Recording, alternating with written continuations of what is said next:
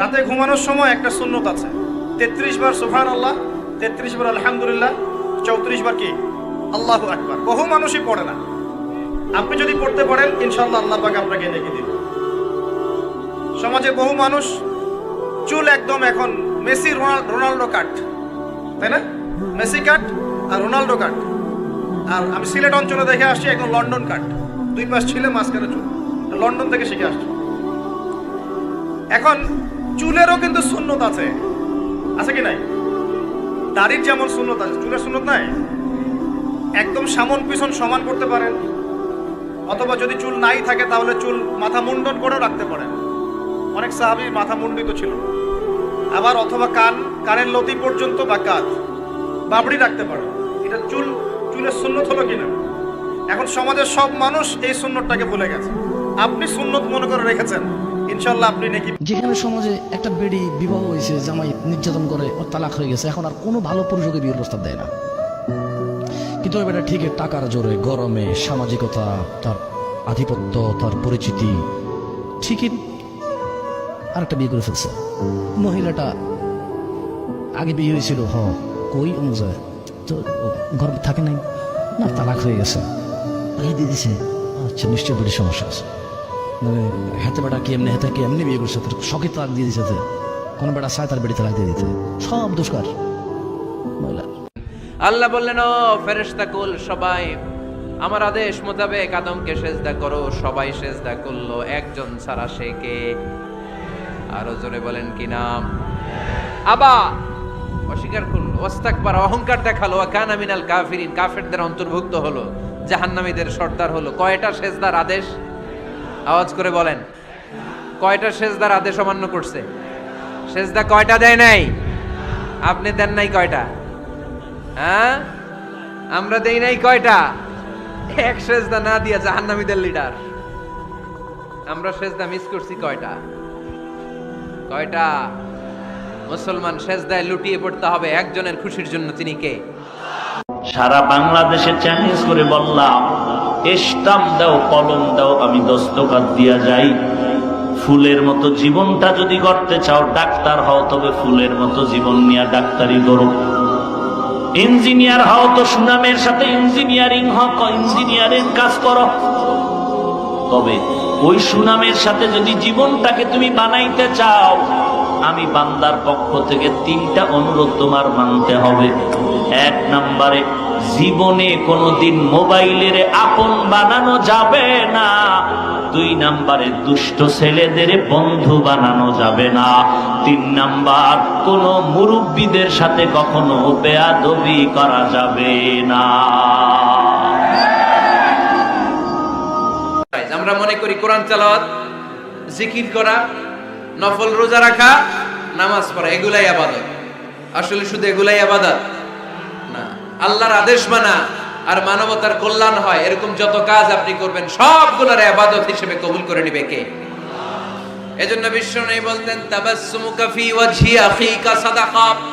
তোমার ভাইকে দেখে রাস্তায় যখন তুমি সালাম দিবা, এটারও ইবাদত বানায়া দিবে কে? তোমার ভাইকে দেখে যখন তুমি মুখের উপরে মুচকি একটা হাসি দিবা, এটারও ইবাদত হিসেবে কবুল করবে কে?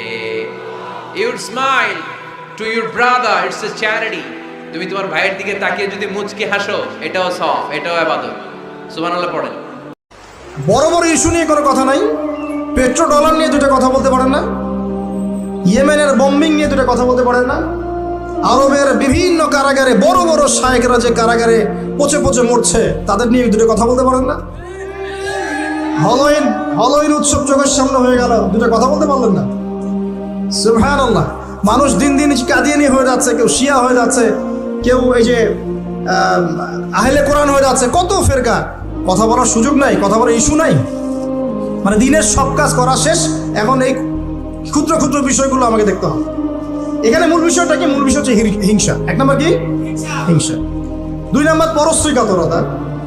3 নম্বর অহংকার। এবং 4 নম্বর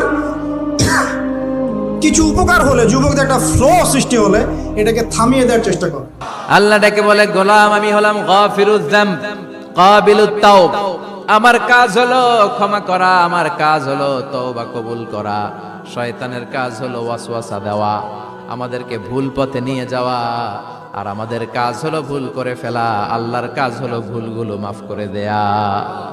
আল্লাহ ডেকে বলে, গোলাম তোরা যদি ভুল না করতি, তোরা যদি পাপ না করতি, তোরা যদি অন্যায় না করতি, তোদেরকে ধ্বংস করে দিয়ে এমন একটা জাতি আমি এই দুনিয়ার বুকে তৈরি করতাম যারা সকালবেলা ভুল করে দুপুরে মাফ চাইতো, দুপুরে ভুল করে রাত্রে মাফ চাইতো, আজকে ভুল করে আগামীকাল মাফ চাইতো, আর আমি আল্লাহ গুনাহগুলো তাদের সব ক্ষমা করে দিতাম।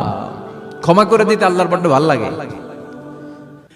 বান্দা আল্লাহর কাছে বারবার চাক, চোখের পানি ছাড়ুক, এটা আল্লাহ পছন্দ করে। চোখের পানির যে কত পাওয়ার আপনি কল্পনাই করতে পারেন। আখিরাতের সুখটাকে হারায়েন নাই কষ্টের মধ্যে। মনে রাখবেন, কিয়ামত দিবসে সর্বনিম্ন যাকে আযাব দেওয়া হবে তার পায়ের নিচে একটা কয়লা রাখা হবে, জাহান্নামের একটা ছোট্ট একটা কয়লার টুকরা, ছোট্ট একটা কয়লার টুকরা। তার মাথার মস্তিষ্ক টকবক টকবক টকবক করবে। এটা সর্বনিম্ন শাস্তিদাতা হবে। এই পৃথিবীতে আপনি এত কষ্ট নেই, আমি এত কষ্ট নেই। মনে রাখবেন, এই পৃথিবীর সবচেয়ে সুস্থ মানুষটাও মরে। আপনি অসুস্থ হলে আল্লাহর প্রতি অসন্তুষ্ট হইল না। মনে রাখবেন, এই পৃথিবীর সবচেয়ে ধনী মানুষ 60, 70, 80 বছরই বাঁচে। আপনিও 60, 70, 80 বছরই বাঁচতেছেন। আপনার দরিদ্রতা আপনার জীবনকে কমায় না, ওর ধন্যাঢ্য, ওর সম্পদশীলতা ওর জীবনকে বাড়ায় না। সন্তুষ্ট হয়ে যান রবের প্রতি। এই যে দুনিয়ার জীবনটা আল্লাহ পাক দিলেন, এই জীবনটা দেওয়ার পরে এর হায়াত হবে সর্বোচ্চ 60, 70, 80, 100, 200, 500, 1000 বছর। আল্লাহ পাক ভালো জানেন। আল্লাহ পাক বলছেন, এই জীবনটাই তোমাদের একমাত্র জীবন নয়। তোমরা কিভাবে আল্লাহকে অস্বীকার করছো? তোমরা আগে মৃত ছিলে, ওই যে জমাট বাঁধা রক্তপিণ্ড ছিলে। সুম্মা ইউহয়িকুম, এরপর আল্লাহ পাক তোমাদেরকে জীবন দিলেন, মানে দুনিয়ার জীবন আমরা পেলাম। এটাই চূড়ান্ত জীবন নয়। সুম্মা ইউমীতুকুম, তোমরা আবারও এরপর মৃত্যুবরণ করবে। ওই মৃত্যুর পরে আল্লাহ পাক বলছেন সুম্মা ইউহয়িকুম, আবারও তোমাদেরকে আমি জীবন দিব। তার মানে দুইটা জীবন, দুইটা মত। আর শেষের জীবনের পরে আল্লাহ পাক বলছেন সুম্মা ইলাইহি তুরজাউন, এরপরে আল্লাহ পাক বলেননি যে আবারও জীবন দিব, আবার মৃত্যু দিব।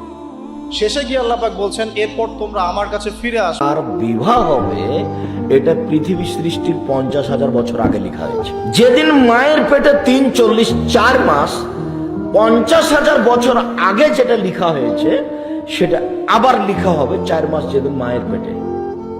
তাহলে কার সাথে কার বিবাহ হবে এটা দুবার লেখা হয়েছে।